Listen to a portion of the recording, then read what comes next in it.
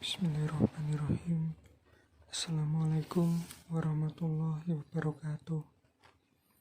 Innal hamdalillah nahmadu wa nasta'inuhu wa nastaghfiruh wa na'udzu billahi min syururi anfusina wa min sayyiati a'malina may yahdihillahu fala mudhillalah wa may yudhlil fala hadiyalah.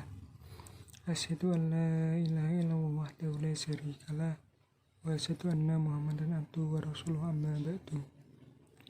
Yang pertama dan paling utama, marilah kita panjatkan puji syukur kehadirat Allah Subhanahu wa taala yang sampai saat ini kita semua masih diberikan nikmat iman, nikmat Islam, dan nikmat ihsan.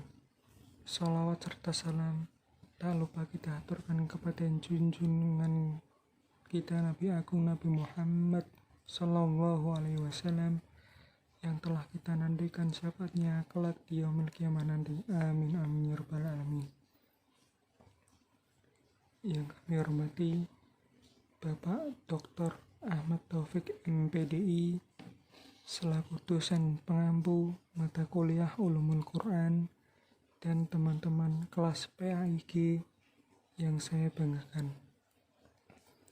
Perkenalkan, kami dari kelompok 9 yang terdiri dari saya sendiri Ahmad Alamul Huda NIM 2121257.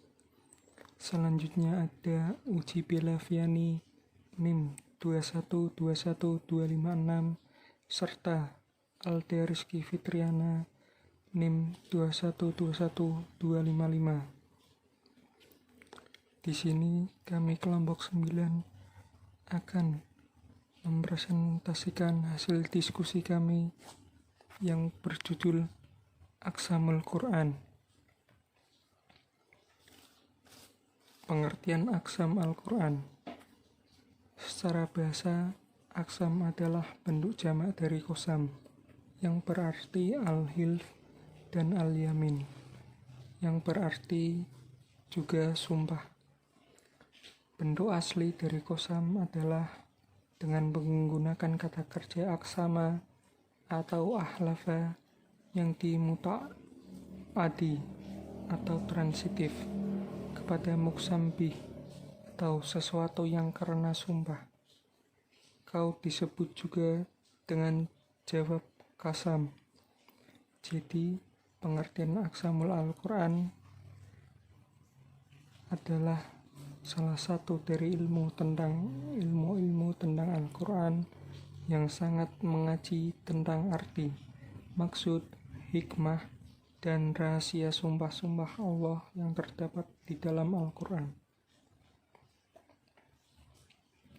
Selanjutnya yaitu fungsi aqsam Al-Quran. Qasam adalah tauhid yang terkenal untuk menekankan kebenaran apa yang kita sebut. Al-Quran diturunkan untuk segenap manusia yang menanggapi Al-Quran dengan bermacam-macam keadaan. Ada yang ragu-ragu, ada yang menolak, ada juga yang sangat menantang. Maka dari itu dikuatkan dengan sumpah untuk menghilangkan keraguan itu. Menurut Syekh Manna Al-Qatam, qasam merupakan salah satu penguat perkataan yang masyhur untuk memantapkan dan memperkuat kebenaran sesuatu di dalam jiwa. Materi selanjutnya akan disampaikan oleh saudara Uji Belaviani. Rukun-rukun Aqsamul Al-Quran. Sigat qasam yang asli itu terdiri dari 3 rukun, yaitu yang pertama ada fi'il qasam yang dimubtadikan dengan huruf ba. Dalam percakapan sehari-hari atau dalam ayat Al-Quran, sumpah itu tidak terlalu lengkap mencakup rukun tersebut.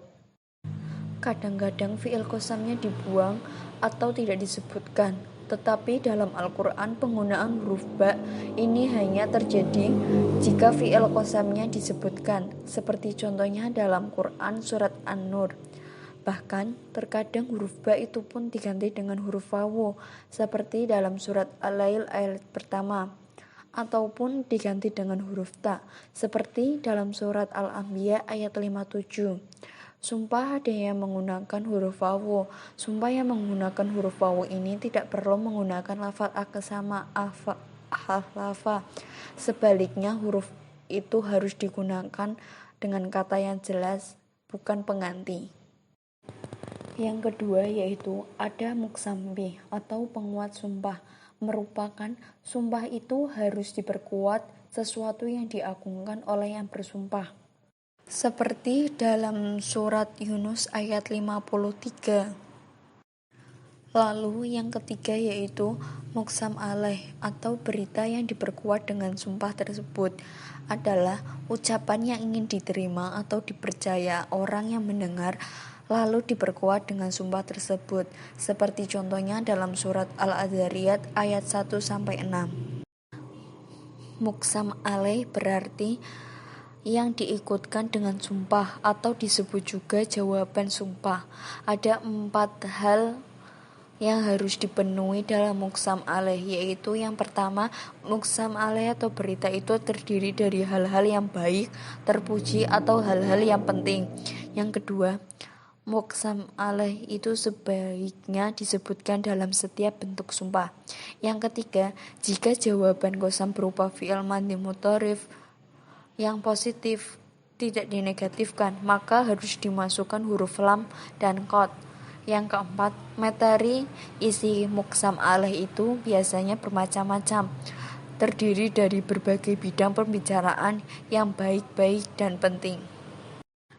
Macam-macam aksamul Al-Quran.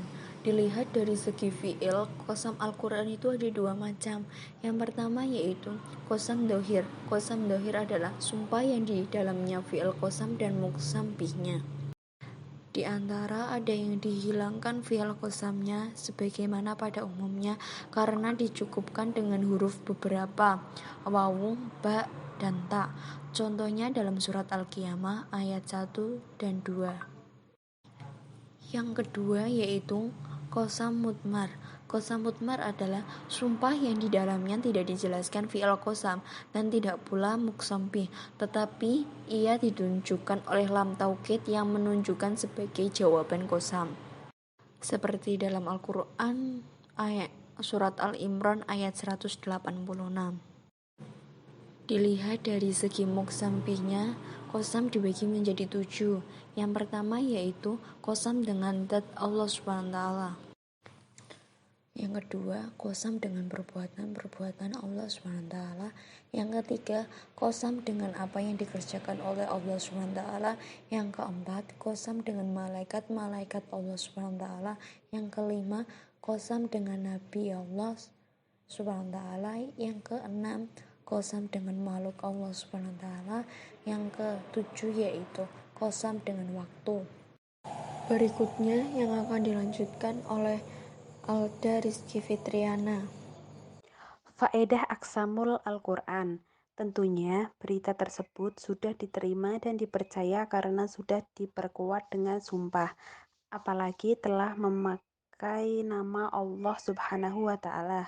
Pemberi berita sudah merasa lega karena telah melakukan pendengaran dengan cara memperkuat berita-beritanya dengan sumpah atau beberapa tauhid penguat.